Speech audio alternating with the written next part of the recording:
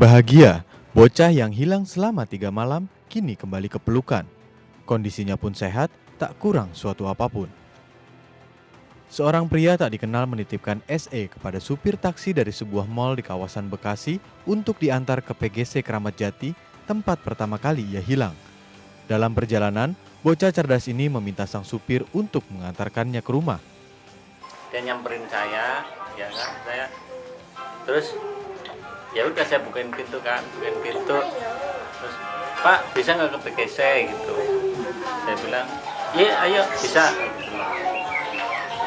Terus dia bilang gini tapi saya nggak ikut gitu.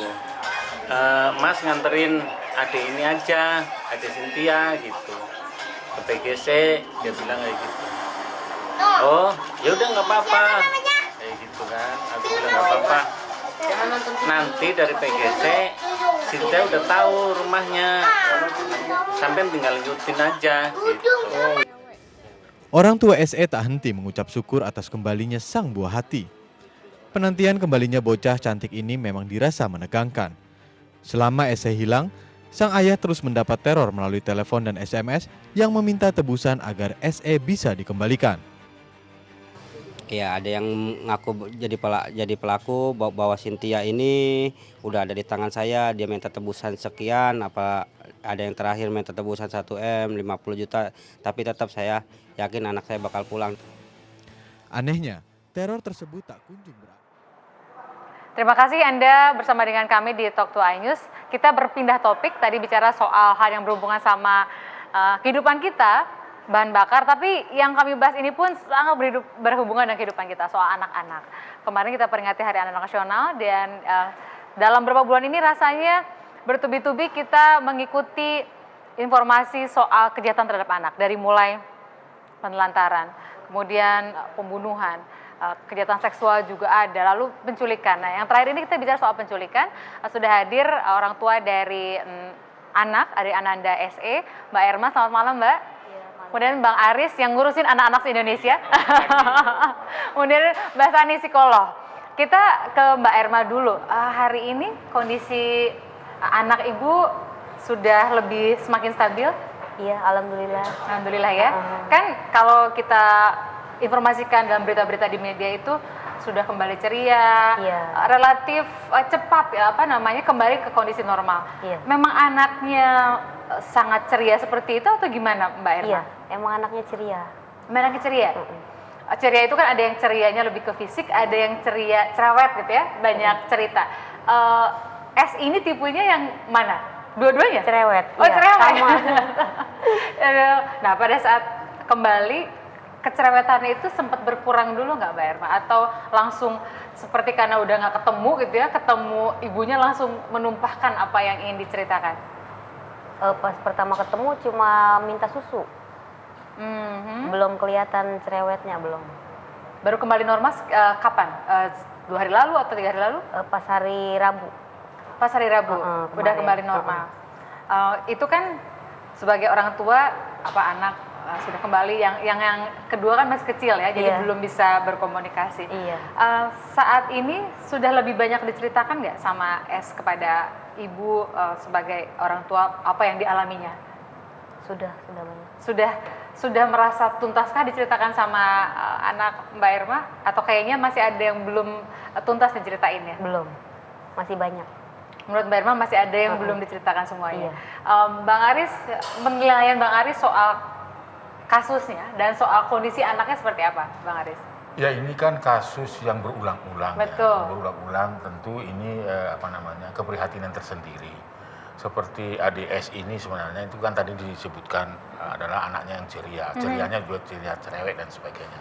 Saya kira ini momentum bagaimana menemukan si pelaku sebenarnya. Karena tadi diceritakan oleh ibunya bahwa sudah mulai pelan-pelan dia mengingat kembali perjalanannya. Itu sangat-sangat luar biasa. Dan inilah ketenangan itu anak itu.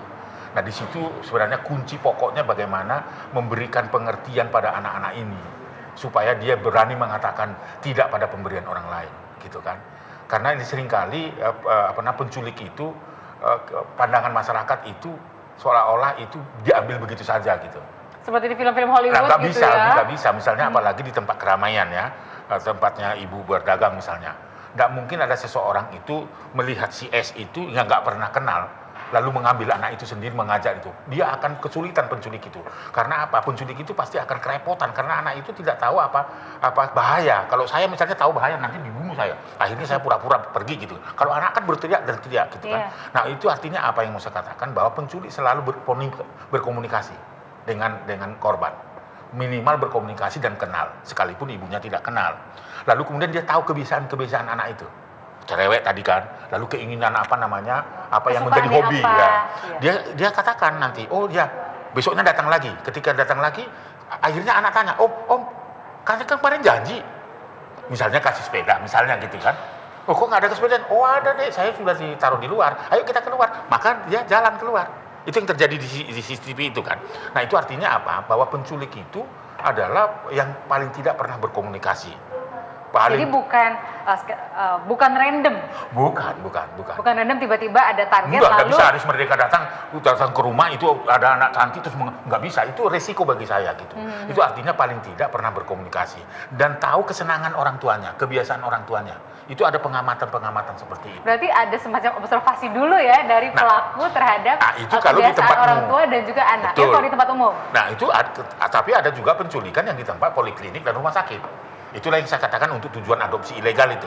Kan ada yang lahir baru 2 hari, 3 hari itu datang dia, tetapi dia menyamar seperti pekerja kesehatan di situ. Paling tidak juga kenal kepada pekerja kesehatan yang ada di situ. Gitu loh, ini harus dilihat gitu. Maka penegakan hukumnya atau mau mencari orang seperti apalagi sudah ada CCTV ya.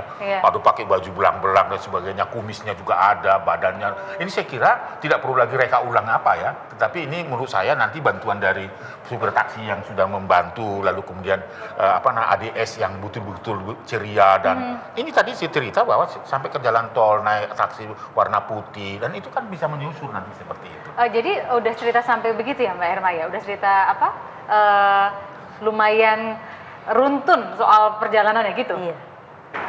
Itu amat luar biasa. Luar biasa ya, anak seusia masih di bawah 10 tahun sudah mengingat itu. Apalagi ibu ini sebenarnya sudah selalu mengatakan kepada si ADS itu, selalu mengatakan tidak pada pemberian orang lain.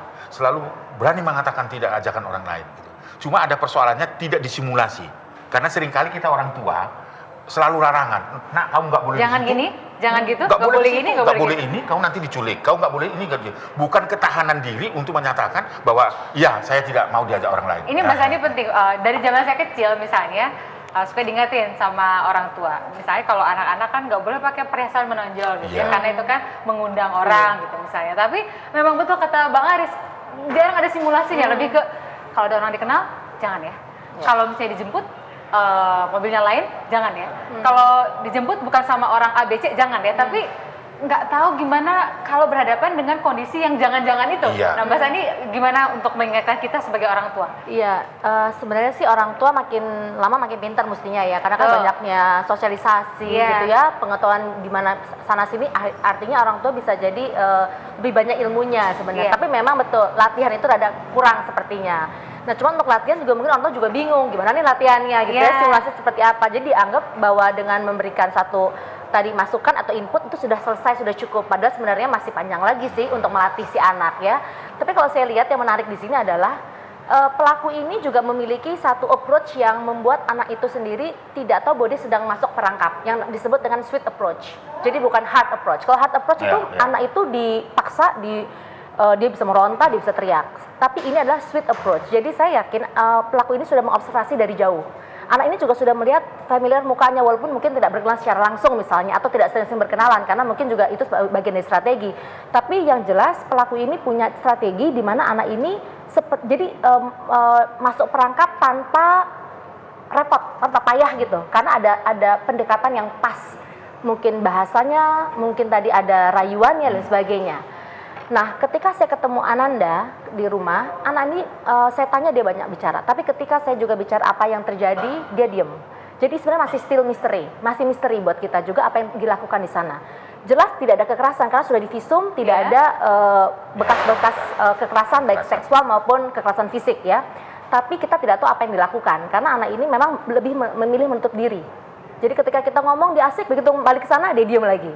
Jadi saya juga bilang sama mamanya bahwa ini perlu tetap dipantau karena kita nggak tahu apa yang ada di rekamannya yang menyangkut 3 hari dan 2 malam dia tidak pulang dan itu. bajunya tidak diganti sampai mulai dipakai sampai pulang Sampai itu. pulang. Itu artinya dia di dalam situasi Iya. yang seperti itu. Dia hanya bilang di dalam rumah itu bersama om. Tapi omnya siapa, dia ngapain aja, dia tidak bicara. Hanya dia bilang kalau dikasih makan mie yang berkuah. Hanya itu. Tapi makanya ini masih misteri karena kan 24 jam kali 2 gitu ya.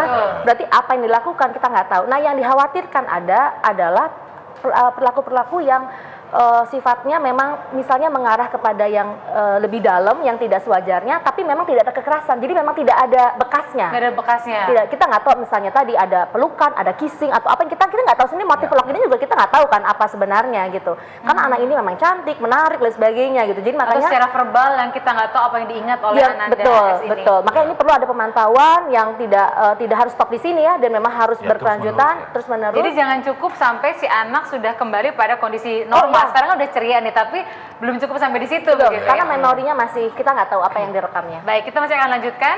Kami harap juga Anda tetap bersama dengan kami karena ini bukan hanya urusannya Mbak Erma loh, tapi Betul. bisa terjadi pada kita semua sebagai orang tua dan kepada anak-anak kita. Sesaat lagi tetap di Talk to iNews.